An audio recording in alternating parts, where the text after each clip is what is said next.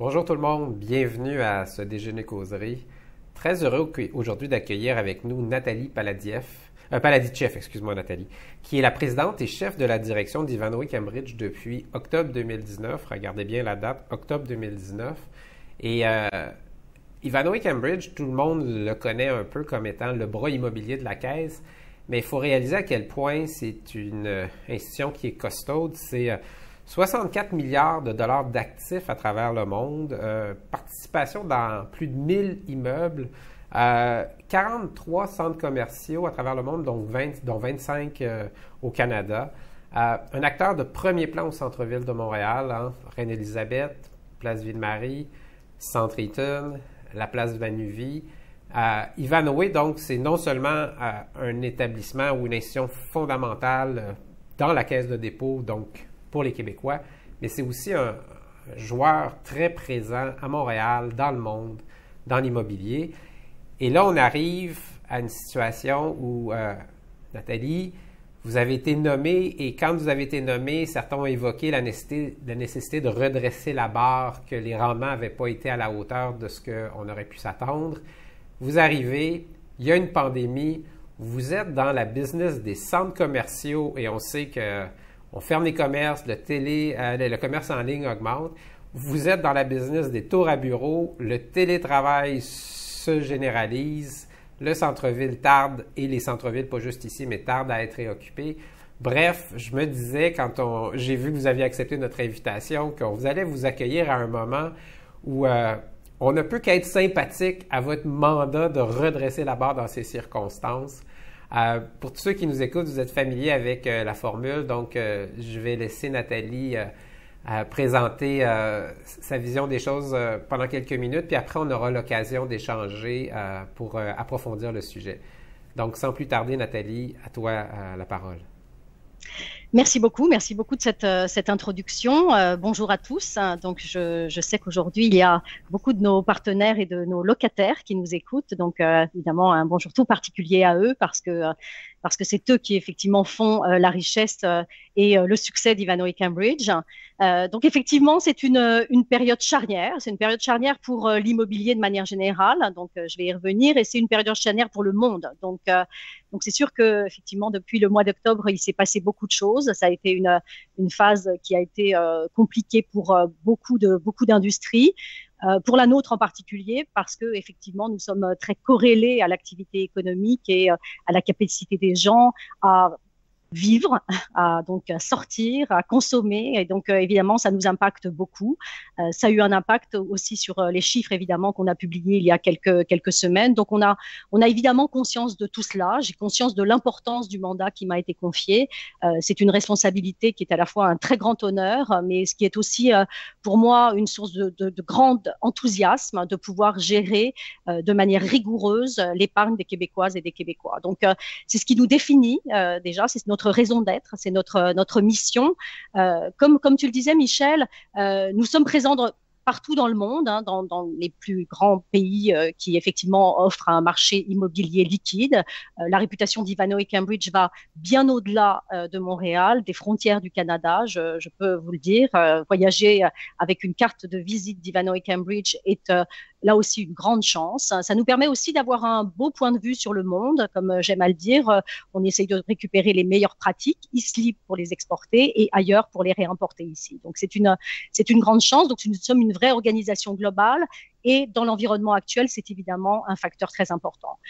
Autre point complémentaire, nous sommes présents dans toutes les classes d'actifs. Traditionnellement, comme tu l'as mentionné, nous sommes très présents dans les centres commerciaux et dans les bureaux, mais nous sommes aussi présents de manière très significative dans le résidentiel, classe d'actifs qui est ô combien importante et on a tous passé beaucoup de temps chez nous ces derniers mois et donc on sait combien le résidentiel est une classe durable qui va effectivement toujours être très importante dans notre vie et qui aujourd'hui prend différents aspects, en particulier parce que il y a un besoin quasi global de logement dans le monde et que donc nous devons faire notre part. Et puis bien sûr, eh bien comme tout le monde, le commerce électronique nous a plus concernés ces derniers temps et donc on a vu combien la logistique, le réseau d'entrepôts était devenu quelque chose qui faisait partie de nos vies et ça nous l'avions aussi identifié il y a déjà quelques temps, ce qui nous rend très présents sur ces classes d'actifs. Pourquoi c'est important d'être sur toutes ces classes d'actifs? Parce qu'aujourd'hui, tous les actifs sont complémentaires et qu'ils sont liés les uns aux autres et que nos clients finaux cherchent une solution globale à leurs problèmes et ne souhaitent pas s'adresser une fois pour avoir une problématique résidentielle, une fois pour avoir une problématique de bureau, une fois pour répondre à leur sujet d'entrepôt, mais ils veulent avoir des interlocuteurs qui sont capables de satisfaire la totalité de leurs demandes. Et donc, c'est une grande force d'Ivanhoé et je me félicite d'avoir un portefeuille qui a effectivement l'ensemble de ces composantes. Une fois que nous avons dit ça, comme je le disais, il y a beaucoup de défis. Donc, je suis très humble par rapport à l'ensemble de ces défis parce que nous avons aujourd'hui certaines solutions, mais nous avons encore beaucoup de questions.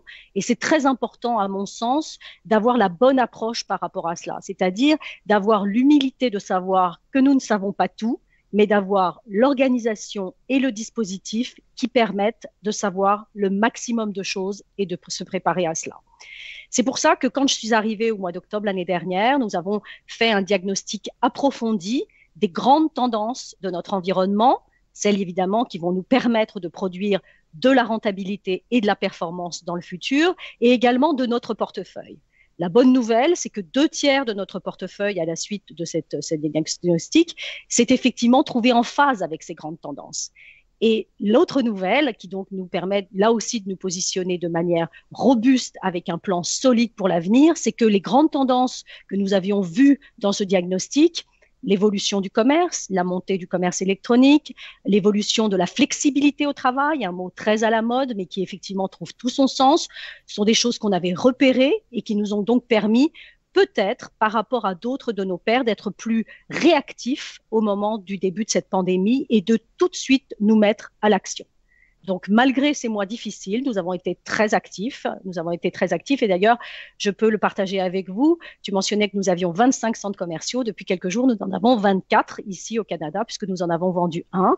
Nous avons réalisé plus de 45 transactions dans ce premier semestre. Et donc, nous avons effectivement continué à renforcer les pans de notre activité qui sont les pans du futur, et en particulier le bureau du futur. Et j'ose le dire, le bureau est effectivement une classe d'actifs sur lequel il y a beaucoup de choses durables, rentables à faire. Simplement, on va en parler certainement un peu plus dans cette conversation, il y aura demain de mauvais bureaux et des bons bureaux. Et comme dans tout moment de retournement de marché ou de disruption de marché, les écartements entre ce qui est bon et ce qui est mauvais sont de plus en plus importants. Ce qui est bon va devenir très bon et ce qui est mauvais va devenir très mauvais. Et donc, pour nous, l'important est de se positionner sur ce qui sera très bon. Voilà ce que je peux dire en introduction avant de participer à cette conversation qui m'enthousiasme et me réjouit par avance, Michel. Merci Nathalie. Écoute, j'ai déjà l'eau à la bouche. C'est comme si tu nous as mis des teasers ici et là. Revenons juste quelques instants. On va parler un peu de la pandémie, de la situation actuelle, mais effectivement, on va vouloir se projeter vers l'avenir. Revenons sur la situation actuelle un petit peu. Depuis quelques semaines, la Chambre est très active pour essayer de trouver des solutions pour le centre-ville. Vous êtes très présent dans notre centre-ville. Quelle est l'évaluation que tu fais présentement dans à la fois les galeries commerciales et les tours à bureaux que vous détenez au centre-ville? D'abord, notre première préoccupation dans tous ces événements, notre préoccupation première a été la santé et la sécurité des gens que nous abritons ou que nous accueillons dans nos immeubles. Donc ça, c'est évidemment ce qui nous a occupés immédiatement dès lors que nous avons décidé de retourner travailler chez nous le vendredi 13 mars. Le premier réflexe que nous avons eu, c'est comment nous pouvons assurer la sécurité des employés qui devaient rester sur les sites, la sécurité de certains de nos locataires qui devaient y rester aussi, et puis ensuite travailler pendant toute cette période pour être très à l'écoute de l'évolution de la réglementation sanitaire, de l'évolution des déclarations et des mesures qui ont été prises. Donc ça, c'était le cadre de notre réflexion. Au-delà de ça, il est important aussi pour nous, parce que nous sommes un acteur économique de cet écosystème de Montréal, de montrer comment nous pouvons continuer à travailler aux côtés de cette ville, dans cette ville, pour contribuer et faire notre part dans cette activité. Donc, la deuxième chose que nous avons faite, c'est communiquer, c'est-à-dire parler beaucoup avec nos locataires, avec nos partenaires, comprendre leurs défis, développer de l'attention, de l'empathie pour les situations difficiles. Et c'est pourquoi nous avons très rapidement décidé d'accorder un délai en matière de paiement pour certains de nos locataires dans les centres commerciaux, de façon à leur donner un peu d'air en matière de liquidité. Nous avons donc passé du temps à trouver les moyens de négocier avec eux les conditions qui étaient les plus convenables pour eux et qui leur permettaient de ne pas être étouffés par cette compression de trésorerie qui était liée à la fermeture de leur activité. Ensuite, nous avons aussi bien sûr participé activement aux programmes qui ont été mis en place au niveau du fédéral. Et donc, je dois avouer que effectivement, ce sont des moments qui sont importants, sur lesquels il faut accompagner nos locataires, trouver le meilleur moyen pour répondre aux exigences réglementaires. Et je dois dire que le dispositif fonctionne bien et que d'ailleurs, vous l'avez vu, il vient d'être annoncé qu'il était prolongé d'1 mois. Et donc, nous sommes déjà en place pour pouvoir, le cas échéant, pour les locataires qui le souhaiteraient, leur accorder cette possibilité. Donc, nous sommes très proactifs, très attentifs, très à l'écoute et nous essayons d'anticiper au maximum ce qui peut permettre effectivement à nos locataires de passer pour le mieux cette période compliquée c'est une période compliquée pour nous tous. Si tu me permets, Michel, je voudrais rajouter aussi quelque chose d'un peu plus personnel. Moi, je me suis rendu compte que, bien sûr, cette période, comme nous tous, nous a appris beaucoup de choses sur nous-mêmes et en particulier sur le fonctionnement de nos organisations. Je le disais au début, nous sommes une organisation globale et on avait peut-être sous-estimé combien avoir d'un côté des employés dans un siège social et puis des employés dans d'autres bureaux à l'étranger pouvait être un défi en termes de communication. Maintenant, on les comprend mieux. Et je pense que de ce fait, on sera de meilleurs gestionnaires parce qu'on comprend mieux qu'effectivement, quand on n'est pas tous dans le même immeuble, il faut faire des efforts particuliers pour se connecter, pour communiquer, pour être sûr que l'information se rend au bon endroit. La deuxième chose, c'est que nos employés nous ont dit que dans cette phase de travail à distance, qu'ils ont aimé, c'est la confiance qu'ils ont reçue de la part des employeurs, de notre part à nous, pour avoir effectivement une vie qui était conciliable entre leurs obligations personnelles et leurs obligations professionnelles. Donc cette notion de confiance est devenue importante. Et puis, ce qui est important aussi, c'est que comme dans beaucoup d'autres industries, on s'est rendu compte en tant que leader qu'être fort dans notre spécialité, donc en l'occurrence pour nous l'immobilier, n'était plus suffisant, qu'il était important aussi d'être fort en technologie, d'avoir une approche centrée sur les gens. Et ça, ce sont des dimensions supplémentaires qui sont venues, je dirais, s'ajouter à nos défis et à notre compréhension du monde. Au final, si je voulais terminer ce petit préambule sur une touche positive, je pense que ça a fait de nous de meilleures personnes. Mon Dieu. Mais, j'espère qu'il y a beaucoup de gens à l'écoute qui sont en mesure de partager cette nouvelle réalité. C'est vrai que nous aussi, on a réalisé combien la communication devait être encore plus au centre de tout ce qu'on fait. Tout à fait d'accord.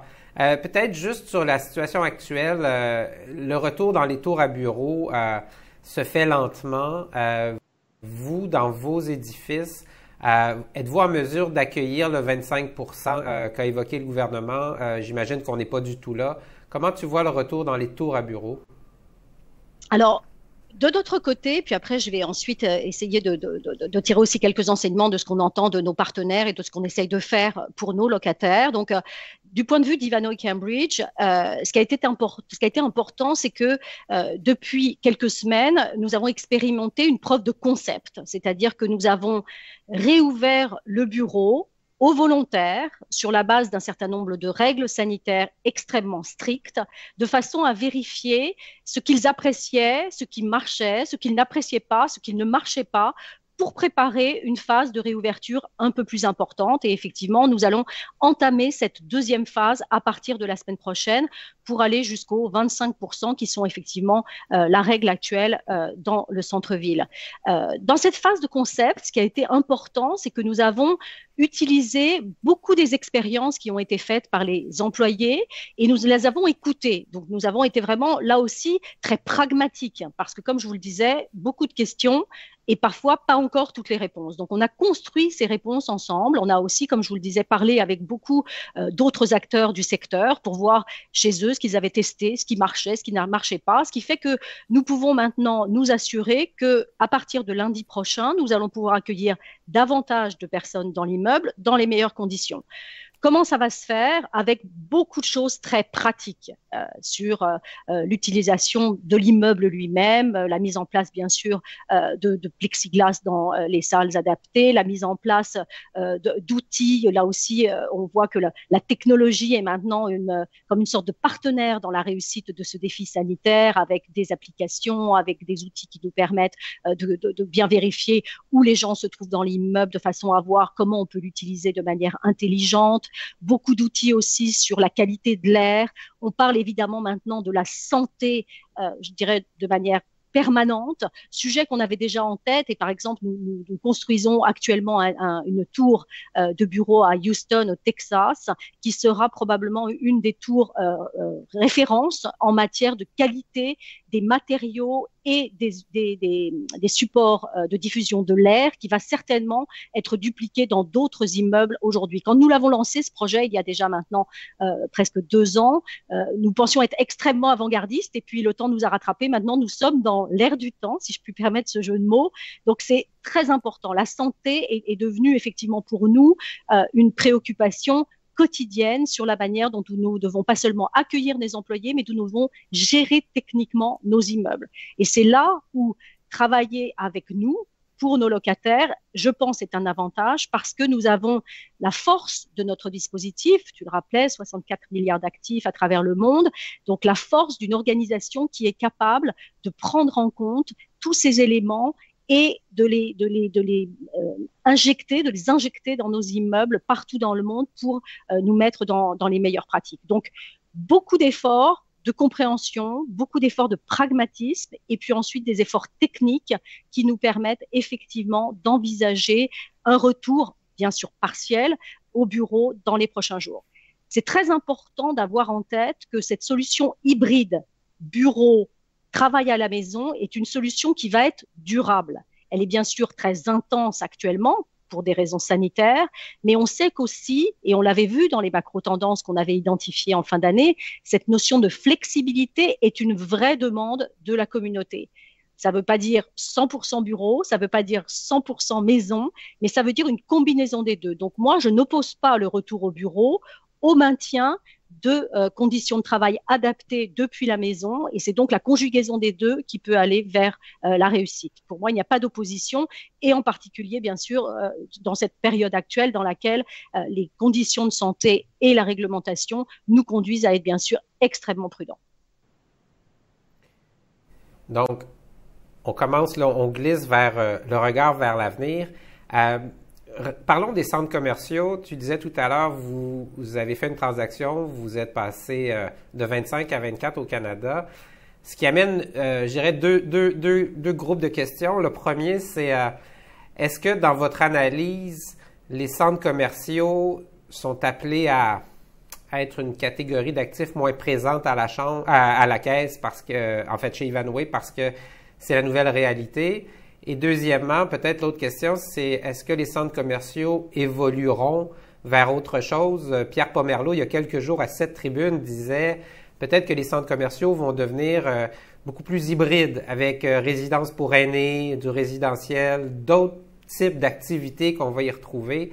Comment tu vois à la fois les centres commerciaux eux-mêmes et les centres commerciaux dans le portefeuille d'Ivanhoé? Alors, pour ce qui concerne Ivanhoé, ou alors peut-être que je vais commencer pour les centres commerciaux de manière générale pour reprendre ton ordre. On n'imagine pas un monde sans centre commercial.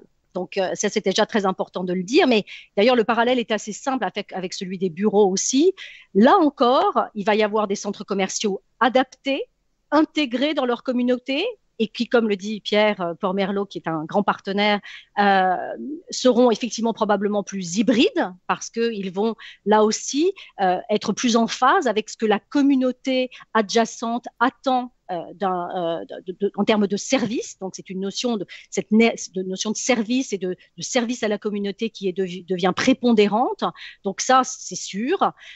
Donc, pourquoi nous, effectivement, on annonce qu'on veut réduire nos centres commerciaux? Simplement parce que, comme je le disais en introduction, c'est une classe d'actifs originelle d'Ivanhoe Cambridge et c'est pour ça que nous en avons beaucoup.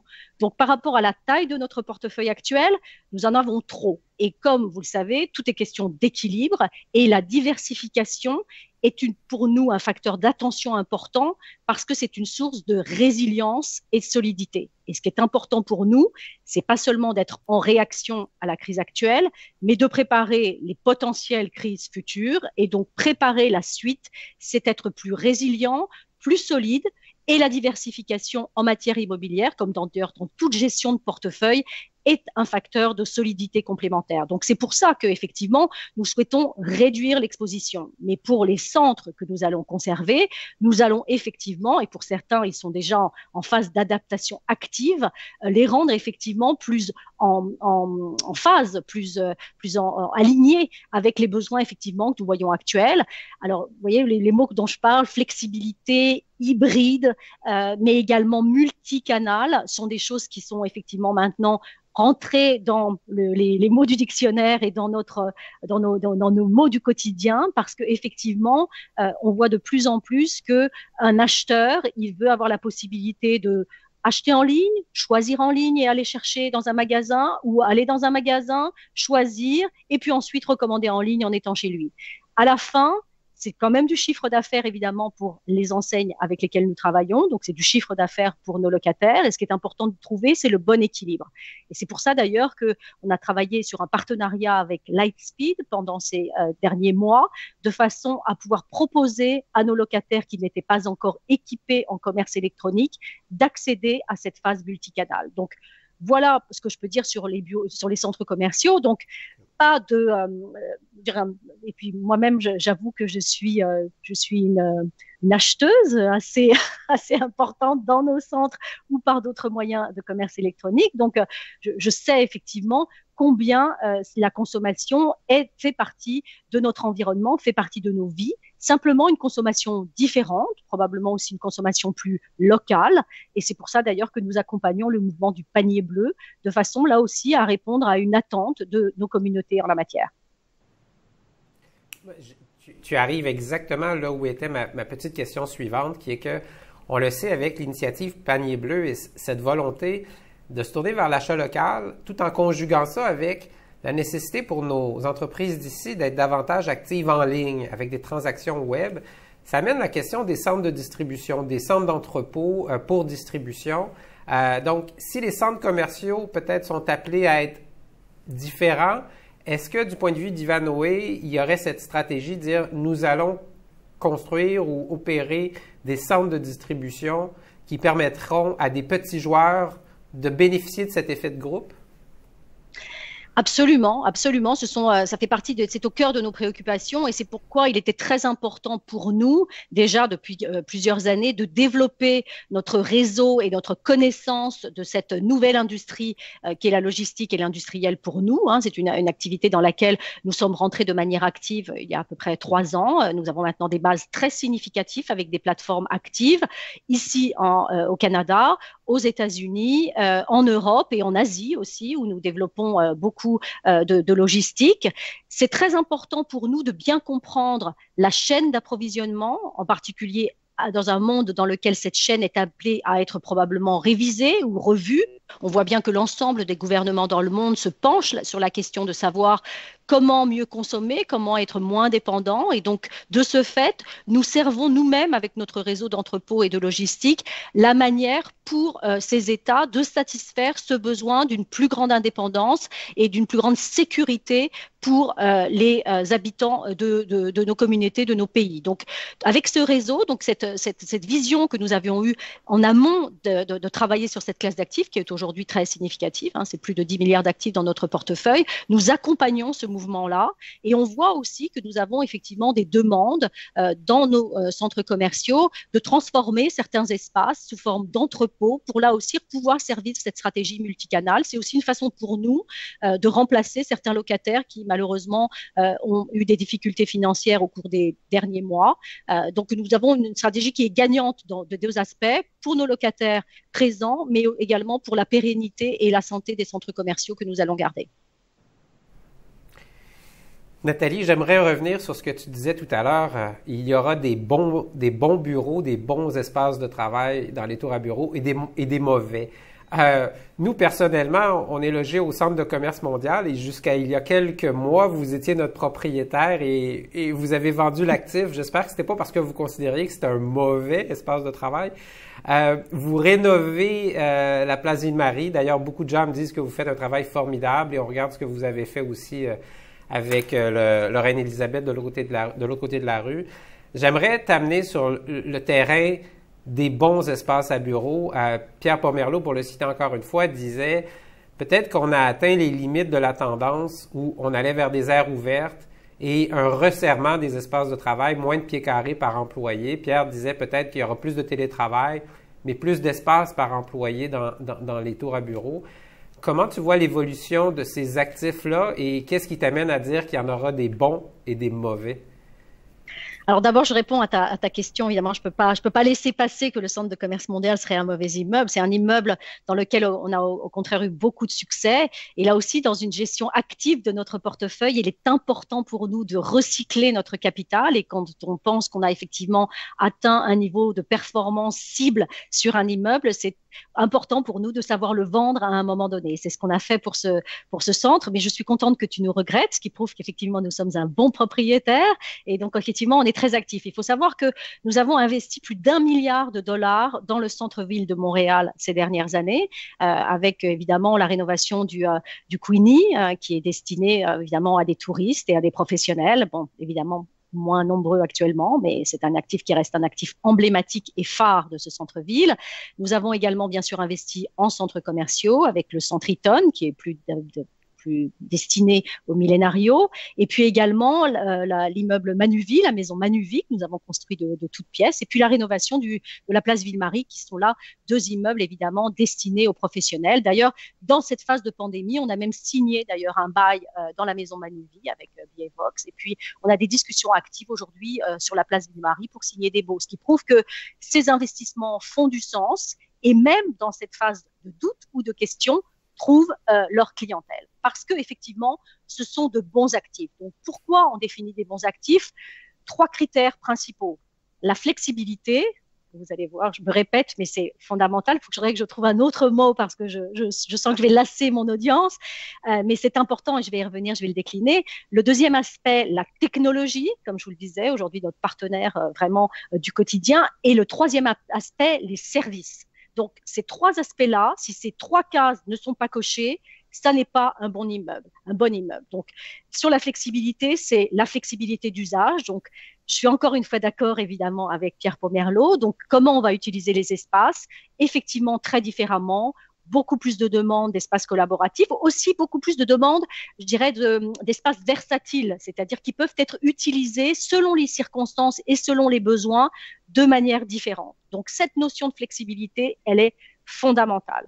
La deuxième notion, la notion donc de technologie, c'est comment on va effectivement avoir des équipements de nos immeubles qui vont faciliter la vie, créer de la valeur pour nos employés dans les immeubles. Ça, c'est la deuxième dimension. Et la troisième, les services. Et là, par exemple, on a un service de conciergerie qui vient équiper nos immeubles en centre-ville, que nous avons mis en place, qui vient là aussi permettre à nos employés, à nos locataires et aux employés de nos locataires d'avoir une vision plus globale de ce qu'est leur vie. Je pense qu'on a tous vu au cours de ces derniers mois que ce qui compte, c'est pour ça que je disais que c'était important d'avoir cette prise en compte de tous les aspects de la vie des gens avec lesquels on travaille, c'est que nous sommes un tout. Et donc, en fait, là, on a été un tout dans notre maison et on veut garder cela quand on va aller au bureau. On veut rester ce qu'on est nous-mêmes. On veut pouvoir bénéficier des aspects positifs et on veut être compris et on veut être intégré dans un environnement qui va effectivement tenir compte de nous. C'est pour ça que, par exemple, on aime disposer des œuvres artistiques dans l'entrée de nos immeubles parce qu'on sait qu'ainsi on crée une émotion pour les gens qui rentrent dans l'immeuble. Et d'ailleurs, paradoxalement, ce qu'on voit actuellement, c'est que aujourd'hui, l'immeuble de bureau va devenir en fait un lien plus social et beaucoup moins fonctionnel, ce qui est presque l'inverse de ce qu'on avait avant. Avant, on venait au bureau par obligation. Maintenant, on va venir un peu au bureau pour s'échapper d'un certain nombre d'autres formes de contraintes. Donc, c'est important d'intégrer ça et c'est ça que nous voulons faire vivre avec ces 3 dimensions. Une fois de plus, toujours beaucoup d'aspects techniques, et c'est notre travail, c'est notre savoir-faire, mais aussi beaucoup plus d'aspects émotionnels. Et d'ailleurs, c'est pour ça que nous sommes tellement attachés au centre-ville de Montréal, parce que c'est pour nous le cœur de notre activité, c'est le cœur c'est notre berceau, et donc c'est très important que nous l'ayons en tête et que nous fassions vivre, battre ce cœur au fur et à mesure de nos actions et des gestes que nous faisons. Donc, toujours cet aspect technique, sécurité, santé, et émotions, qui sont des dimensions dont je pense on a tous vécu ces derniers mois en considérant qu'elles étaient toutes liées et intégrées les unes aux autres. Nathalie, quand vous détenez des actifs immobiliers, notamment ces tours à bureaux, mais ces galeries commerciales aussi, commerçantes au centre-ville, évidemment, l'environnement autour est important. Et je voudrais nous amener un peu sur l'environnement dans le centre-ville de Montréal. Vous n'êtes pas dans l'aménagement urbain, mais on le sait tous, il y a énormément de travaux à Montréal présentement. Certains disent que l'accès en est rendu très difficile. En même temps, c'est fait en fonction de peut-être réparer des actifs urbains qui étaient en mauvais état. Il y a une vision future. J'aimerais connaître ta vision d'un centre-ville qui est porteur pour vos actifs. Quand vous regardez le centre-ville de Montréal, à long terme, comment vous le voyez? Qu'est-ce que vous aimeriez que soit le centre-ville de Montréal pour que vos actifs aient leur pleine valeur? La même chose en fait que ce que je veux pour mes immeubles, hein, c'est-à-dire créer de la valeur, apporter quelque chose. Il faut que quand quelqu'un vient au centre-ville de Montréal, il est dans l'expérience qu'il va vivre, dans les services auxquels il va pouvoir accéder, que ça lui ajoute quelque chose par rapport à rester chez lui, dans son bureau ou dans sa chambre. S'il ne sent pas qu'il y a plus d'avantages que d'inconvénients, vous savez, tout être humain a toujours une forme de balance, hein, dans laquelle il y a les 2 plateaux, et puis selon les jours, le plateau part d'un côté ou part de l'autre. Et ce qui est très important pour nous, dans le geste, effectivement, même si on ne fait pas de planification urbaine, nous sommes quand même des acteurs de l'urbanisation très importants on a une forte responsabilité sur la manière dont on dessine nos villes, nos environnements. C'est d'ailleurs ça que j'aime dans l'immobilier. C'est ça qui m'a fait, moi, venir dans l'immobilier. C'est cette responsabilité à long terme, parce qu'on pose des gestes qui vont être très durables, qui vont être là pour plusieurs générations, qui vont nous permettre de dire à nos enfants, peut-être eux-mêmes à leurs enfants, ben voilà, maman, à un moment donné, travaillait dans une compagnie qui a participé à cet élan architectural, à comprendre ce qui était le besoin des communautés. Donc, c'est sûr que c'est ça qui fait la différence. Comment ça se traduit en pratique? J'allais dire beaucoup par le transport. On voit que effectivement, cette préoccupation que là aussi a été beaucoup la nôtre dans notre manière de choisir les lieux sur lesquels on a développé des immeubles. Comme vous le savez, CIBC Square à Toronto est construit au-dessus de la gare. On a 2 immeubles qui sont en construction actuellement aux États-Unis, totalement adaptés à leur environnement, qui ont des terrasses, qui est devenu maintenant un attribut aussi très recherché, sont également totalement intégrés dans le système de transport urbain. Pourquoi c'est bien? Parce que c'est bon pour les employés, c'est bon pour la planète. Donc c'est ça qu'il faut effectivement trouver. Pourquoi je m'affiche pas aujourd'hui comme une militante à titre personnel, ce que je pense moi-même ne vous intéresse pas, mais ce qui est important pour nous, c'est de construire de manière durable, parce que ce qui sera durable sera rentable pour les Québécoises et les Québécois pour lesquels on travaille. Donc, pour le centre-ville de Montréal, et j'imagine que la préoccupation de la mairesse est la même, construire des choses durables qui font du sens et qui vont créer de la performance pour les acteurs de cet écosystème. Et nous sommes tous liés les uns aux autres. Aucun d'entre nous ne va réussir seul. Et d'ailleurs, c'est pour ça que ça me fait tellement plaisir de parler aujourd'hui à vos auditeurs et à vos auditrices, c'est que nous allons chacun contribuer à notre manière, avec notre savoir-faire, à la réussite de l'ensemble. Mais les uns sans les autres, nous ne pourrons rien faire. Donc évidemment, nous sommes très liés à ce qui se passe en matière de construction actuellement, mais ce sont des constructions d'infrastructures qui, j'espère évidemment, vont participer et donner leur mouvement. J'ai bien sûr une pensée toute personnelle pour le REM, qui va être bien sûr un élément très important, très structurant de la fluidité des transports. Là encore, ce sera bon pour nos citoyens, ce sera bon pour la planète. On a beaucoup parlé d'ici, on a parlé du centre-ville. Euh, J'aimerais t'amener un peu sur votre vision de l'international. Tu parlais tantôt de la nécessité d'avoir des équilibres dans nos portefeuilles. Est-ce que vous allez volontairement accroître vos proportions d'actifs à l'international, justement dans cet objectif d'équilibre? Et si oui, est-ce qu'il y a des zones en particulier que vous regardez davantage? Qu'est-ce qui va définir votre stratégie à l'international? Alors, là, en matière de stratégie à l'international, le premier mot, je vais là aussi me redire, c'est diversification. Là aussi, on voit que toutes les régions du monde n'ont pas été affectées de la même façon, toutes les réglementations n'ont pas évolué de la même façon, et c'est un grand avantage pour nous d'avoir effectivement une partie de nos actifs dans différents environnements. C'est aussi intéressant, et d'ailleurs, je dois dire que à titre personnel, il y a quelque chose que j'ai beaucoup aimé faire pendant ces derniers mois, c'est beaucoup parler à nos équipes à l'international et voir ce que je fais d'habitude, évidemment, mais voir comment elles réagissaient face aux événements auxquels nous étions confrontés.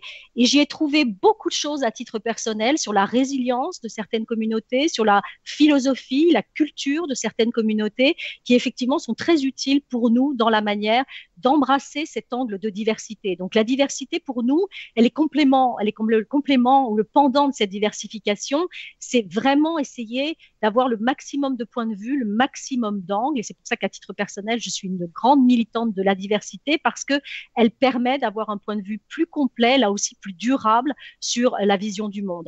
Et puis, cette diversification du portefeuille, pour nous, elle dépend bien sûr de ce que nous avons déjà. Donc, comme nous sommes traditionnellement très canadiens et traditionnellement très local, nous avons bien sûr besoin d'avoir aussi d'autres parties de notre portefeuille qui vont nous donner des rendements complémentaires, différents par rapport à ce que nous devons produire ici, même si aujourd'hui, comme je vous le disais, on est dans un plan robuste d'action et de redressement de la situation financière qui n'était pas satisfaisante au cours de ces derniers mois. Donc, nous sommes préoccupés par cela et donc nous avons aujourd'hui un certain nombre de projets de développement. Je parlais de l'Asie, avec en particulier la logistique. On voit que là, ce sont des classes d'actifs qui ont été très résilientes. Je peux vous dire qu'effectivement, les valeurs se portent bien, que l'activité se porte bien. Je dois aussi dire qu'en Europe, nous avons de bonnes surprises sur la solidité. Alors certes, probablement aussi aidées par des mesures gouvernementales, mais la réalité, c'est qu'effectivement, à travers le monde, nous sommes aujourd'hui capables de collecter beaucoup de nos loyers dans les bureaux, malgré tout.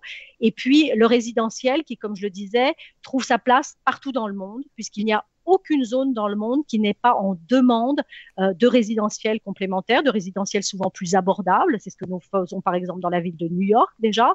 Nous sommes aussi plus récemment investisseurs dans les maisons mobiles aux États-Unis. Alors ça peut vous paraître un peu loin de la place Ville-Marie, mais en fait, c'est parce que nous avons effectivement constaté que ça correspondait à une vraie demande. Et je peux vous dire que là aussi, c'est une classe d'actifs qui se comporte très bien dans la période actuelle, qui est très résiliente, très résistante. Et donc, nous avons besoin de toutes ces composantes pour faire le portefeuille idéal auquel nous nous intéressons. Nathalie, un des défis qu'on rencontre au Québec, quand on a des joueurs qui sont très costauds et qui ont une empreinte planétaire, c'est qu'il y a souvent une très grande sensibilité sur les fonctions de gouvernance qui se situent ici versus ce qui se place un peu partout sur la planète. Et une question donc qui est revenue parfois, c'est Ivanhoé, à travers cette stratégie mondiale, garde-t-elle ici à Montréal toutes les fonctions de gouvernance requises et qu'est-ce qui doit être localisé ici versus sur le terrain? Parce que faire des investissements au Brésil, ça demande de l'intelligence brésilienne. Et donc, je voudrais juste que tu nous aides à comprendre comment tu vois la gouvernance de cet actif planétaire à partir de Montréal. D'abord, l'éthique et la déontologie sont pour moi deux dimensions absolument non négociables. Donc, c'est la base de la manière dont nous travaillons ici, dont nous travaillons ailleurs. Et d'ailleurs, j'aime à croire que ces bonnes pratiques, ce respect fondamental des bonnes pratiques de gouvernance, cette éthique qui nous tient à cœur, nous pouvons la projeter dans des marchés dans lesquels peut-être les réglementations ou les règles ont pu être un peu dans le passé plus souples qu'elles ne sont aujourd'hui. Et je pense que nous avons contribué, notre part, à l'amélioration d'un certain nombre de marchés par notre présence active et par aussi l'effet, je dirais, de contagion positive que ça a sur nos pairs. Parce que quand on se comporte bien, eh bien, moi, l'enseignement que j'ai après bientôt 30 ans de carrière, c'est que les autres se comportent bien aussi. Et donc, ça a un effet effectivement d'émulation positive sur les environnements dans lesquels on travaille. Donc, on essaye vraiment d'exporter tout ce qui sont nos bonnes pratiques. Donc, moi, j'aime beaucoup parler plus d'ESG que de RSE, donc pour l'environnement, le social, et Dieu sait s'il est devenu important ces derniers mois, et puis la gouvernance, donc que ce soit 3 piliers de notre stratégie qui sont comme en filigrane de tout ce que nous faisons, à la fois sur le plan fonctionnel et sur le plan opérationnel, par nous-mêmes ou avec nos partenaires. Donc, nous avons le même degré d'exigence quand nous gérons que quand nous gérons pas nous-mêmes nos actifs et quand nous sommes effectivement en partenariat. Je ne vous cacherai pas que, par exemple, dans certains marchés, notre règle est d'avoir un partenaire local pour avoir la certitude d'avoir la meilleure connaissance du marché. Nous avons là aussi l'humilité de savoir que nous ne pouvons pas tout connaître sur tous les marchés partout dans le monde. Et donc, il est important de conjuguer cette action locale et cette vision globale que nous avons à l'intérieur du portefeuille avec, comme je le disais, en filigrane, ces facteurs ESG qui président vraiment au choix que nous faisons, là encore parce que ce sont les bonnes choses à faire et que les bonnes choses à faire sont celles qui vont effectivement nous permettre de construire des rendements futurs pour nos déposants. Nathalie, on entend beaucoup parler, j'imagine que ça doit être différent selon les marchés. Tu parlais qu'en Asie, les valeurs des actifs se maintiennent très bien, mais on entend parler quand même du risque d'une baisse de valeur des actifs dans les centres-villes qui reflèterait un peu une reconfiguration du marché du travail.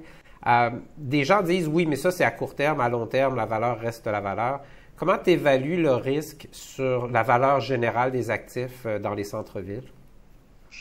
Alors, les classes d'actifs aujourd'hui qui sont les plus exposées sont les centres commerciaux parce qu'ils ont été fermés. Donc là, je veux dire, la logique est simple. Hein. Quand il n'y a pas de revenus, évidemment, ça a un poids sur la valeur. Donc, on l'a effectivement connu. Donc, ça, ce sont des facteurs qui sont conjoncturels auxquels on fait face et on en a conscience et on est réactif, on est défensif par rapport à cela. Mais il y a aussi des facteurs structurels qui, comme je le disais, vont affecter des catégories d'actifs qui sont moins performantes. Donc, les bureaux plus traditionnels, les centres commerciaux inadaptés ou qui vont pas être capables de s'adapter. Donc, ceux-là, évidemment, sont les plus touchés. Pour le reste, eh bien, il y a des valeurs qui continuent à se maintenir à des bons niveaux, à la fois du côté des bureaux, du côté du résidentiel, si même là aussi il y a une pression évidemment économique à court terme, mais la classe d'actifs reste une classe d'actifs qui a du sens, et puis la logistique dont j'ai déjà parlé. Donc aujourd'hui, par exemple, pour le centre-ville de Montréal, évidemment, il n'y a pas de transaction, donc on ne peut pas vraiment savoir quelle est la valeur de marché. Néanmoins, les évaluateurs auxquels nous avons recours, qui sont des évaluateurs externes, pour l'instant, voient les actifs de bureau à des valeurs assez stables, parce que effectivement, nous avons des actifs de qualité, dont je le disais, et nous sommes même capables encore aujourd'hui de signer des baux dans ces conditions. Donc, ce qui prouve bien que ce sont des actifs attractifs. Et puis, de manière générale, il faut bien distinguer ce qui est effectivement conjoncturel de ce qui est structurel, d'où tout ce plan et ce diagnostic que nous avons mis en place, de façon à être capable de ne pas être réactif et de regretter ce qu'on aurait fait trop vite dans quelques mois, mais de prendre les bonnes décisions qui vont être celles qui vont nous permettre d'être effectivement toujours compétitifs dans le futur. Donc ça, ce sont des éléments qui sont très importants pour nous. Et puis, le deuxième aspect, c'est qu'effectivement, comme je le disais, nous avons eu la chance, parce que nous avons des locataires de grande qualité, d'avoir collecté l'essentiel des loyers au cours de ces derniers mois, malgré tout, ce qui prouve effectivement la solidité de notre base locative et la solidité de nos actifs. Donc, je vais essayer de t'amener à généraliser, avec une réponse très générale, mais j'ai bien compris tout à l'heure, tu disais le Centre de commerce mondial, c'était un bon actif, et ce que moi j'ai interprété, c'est, mais quand le prix est bon, ben on accepte de vendre. Présentement, la caisse, est-ce que tu dirais, la caisse Ivanhoé, est-ce que tu dirais que vous êtes vendeur, vous êtes acheteur? Quelle est votre position présentement? Alors, je disais qu'on avait fait 45 transactions au cours du premier semestre, donc on a des pistes très claires dans ce plan sur là où nous sommes en réduction, donc pour les raisons que j'ai évoquées. moins de centres commerciaux parce que nous en avons beaucoup, moins de bureaux traditionnels parce que ce ne sont pas des classes d'actifs sur lesquelles nous pensons que la durabilité va être assurée. Il y a un facteur d'obsolescence qui va s'accélérer dont il faut qu'on tienne compte. Toujours un portefeuille solide en résidentiel avec, comme je le disais, des expansions de cette notion de résidentiel. Je parlais des maisons mobiles aux États-Unis. On a aussi signé un partenariat en Europe pour des résidences étudiantes.